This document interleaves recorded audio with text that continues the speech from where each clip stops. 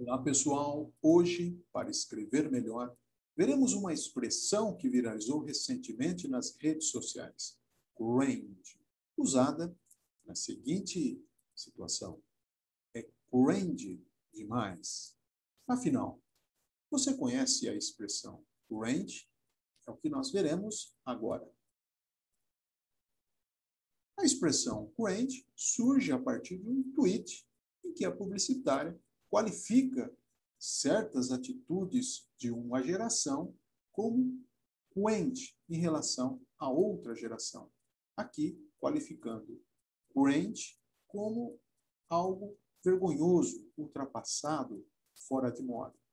Apenas como uma curiosidade, a geração Z ela normalmente é utilizada para se referir àqueles que nasceram entre 1996 e 2010 e pertencem à geração Y, os nascidos entre 1980 e 1995. Então, aqui, a expressão é utilizada como um adjetivo, como, por exemplo, nos seguintes contextos: gostar de Disney é cringe, usar sapatilha é cringe, são atitudes cringes. Portanto, aqui é usado como algo ultrapassado. A origem dessa expressão?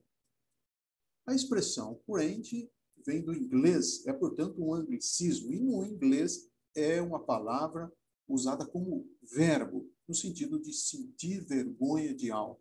Como, por exemplo, I cringe when you talk. Eu sinto vergonha quando você fala. Já nas redes sociais, ao ser utilizada como uma gíria, a expressão não é utilizada como verbo, mas sim como um adjetivo. Então, no inglês é usada como verbo e nas redes sociais ela passou a ser utilizada como um adjetivo. Isso é cringe demais para qualificar algo como vergonhoso, fora de moda, ultrapassado. Lembrando que há ocorrência de duas pronúncias. Aqui não se trata de qualificar como certa ou errada, mas simplesmente de fazer o registro de como a expressão está sendo utilizada. Ela pode ser utilizada tanto na sua forma estrangeira, como o inglês, cringe, ou também é utilizada na sua forma aportuguesada, sofrendo aí um processo de adaptação de pronúncia, um processo de adaptação fonética. Aqui, como uma prova de que o primeiro processo de adaptação pelo qual passa a palavra estrangeira é o nível da pronúncia e não o nível da grafia, como tradicionalmente é abordado pela gramática. Então, na forma portuguesada, ficaria cringe. Na forma original, cringe, e na forma portuguesada, cringe.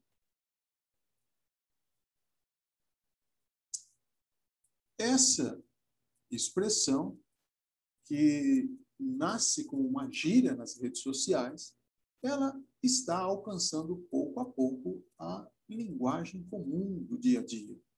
E prova disso ocorreu durante uma transmissão de futebol em que o narrador Luiz Roberto diz o seguinte: vou falar uma coisa.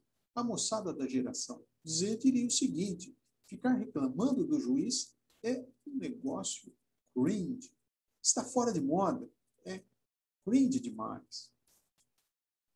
Aqui, no caso, o narrador estava se referindo à reclamação dos jogadores em relação ao juiz. E, aliás, o narrador Luiz Roberto, ele pronuncia como cringe.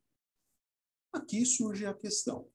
Ao sair do grupo em que é utilizada a expressão como uma gíria e alcançar a linguagem cotidiana, principalmente a linguagem informal, utilizada pelos demais falantes, surge a questão se ainda continua sendo uma gíria a dada expressão.